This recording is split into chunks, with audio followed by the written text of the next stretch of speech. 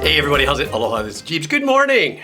This is the Decomposer Lounge, and I am decomposing figuratively and literally before your eyes, but today I'm going to be decomposing and listening to Lamb of God's Embers featuring Chino Moreno. And this song has actually been on my hit list for a while. As you can imagine, I'm just trying to eke through it. But then also when I realized it was featuring Chino Moreno, he is without a doubt on this journey that I've had on this channel, one of the most powerful, charismatic, and creative singers that I've heard through this journey, that changes up so many different styles but always keeps the integrity of his power, you know, and his performance through each one of the tracks I've heard. I've probably only heard about 8 or 10 of his tracks anyhow, but also with Lamb of God as well. Though I've only done a couple of their tracks, every time I've listened to their tracks, I have been just completely blown away and smoked by the musicianship and the composition. All right, guys. Also, I want to say thank you so much. I know this week was a little bit of a me week. I released my very first music video as an instrumentalist, kinda, with that kind of chill step medley thing, Metaverse. And then just yesterday, I just released my very first guitar backing track and kind of an ambient metal kind of a thing. So, you know, trying new things on the channel, but we're back to the reactions. All right, guys, let's do this. Like usual, thank you for the support. And because, you know, my coffee, so many people have been so kind. So my coffee is still staying full, but just in case, you can always share and like and stuff. Comments also are great. Okay, let's do this. Lamb of God featuring Chino Moreno. Name of the song is Embers. All right.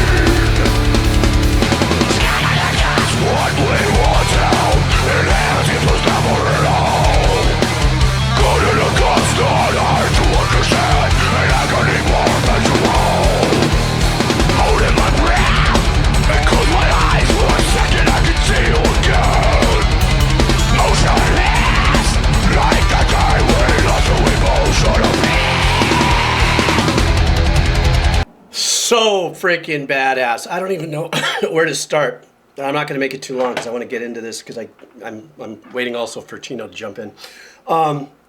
First of all, that opening 8 bars, I thought it was going to be like a 4-bar opening, but that opening 8 bars, engineering-wise, that was so freaking slick. It sounded like they were using just the returns of reverbs or ambiance or overheads that they were using in that first 4 or 8 bars in that opening. To a lot of people, that gives that really back tweaked little effect that they were hearing, like you're not too sure if you're catching the raw signal or not. And then they grow the raw signal in there and it just blows up in our heads because of the sensation it gives us dynamically, especially if you're hearing in headsets.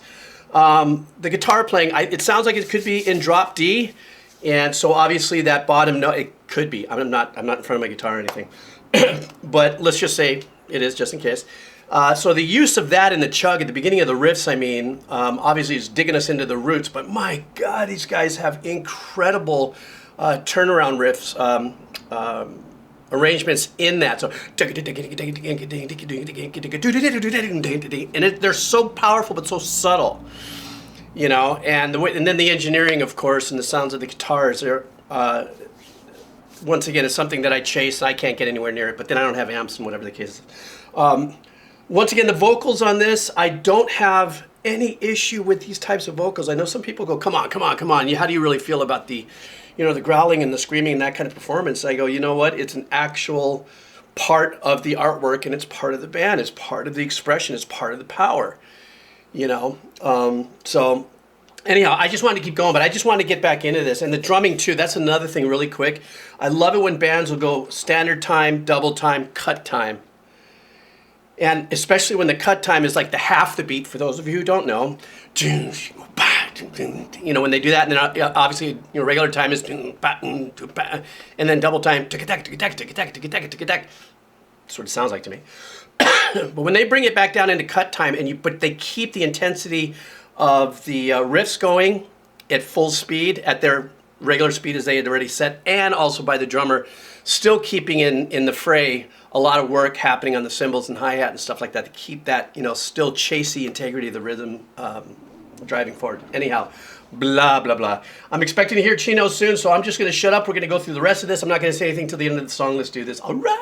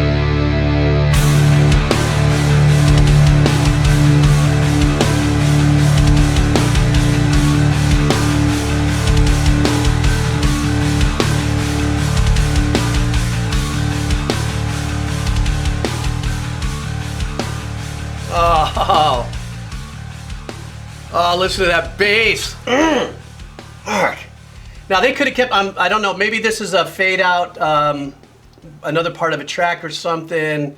I'm not too sure. It doesn't look like it's going to fade into anything else. But I got to tell you right now, just while it's on the top of my thinking palette and my brain is going, they could have done that for a whole minute and just let it rung out. Every single one of us would have just gone, just sunk into it. The fact that they pulled that down like that still was really nice to hear a fade every once in a while.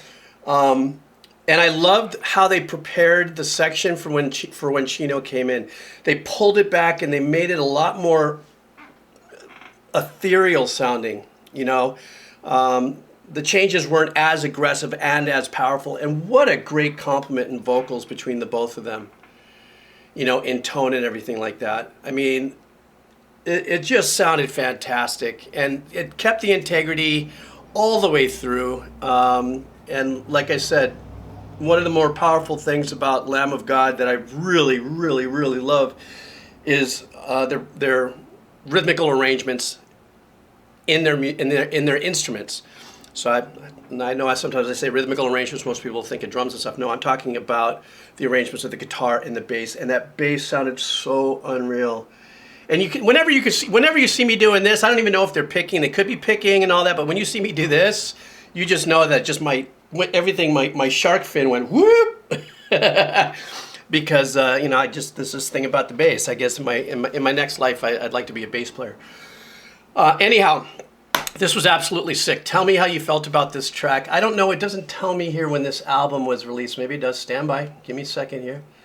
2015, not too long ago. So. And this is off a deluxe album, so apparently I have a lot more to listen to. Please give me some more suggestions for some more Lamb of God. Thanks for hanging out. You guys have a killer weekend. Thank you for your support. And yeah, that's my story, and I'm sticking to it. You guys take care. Aloha. All right.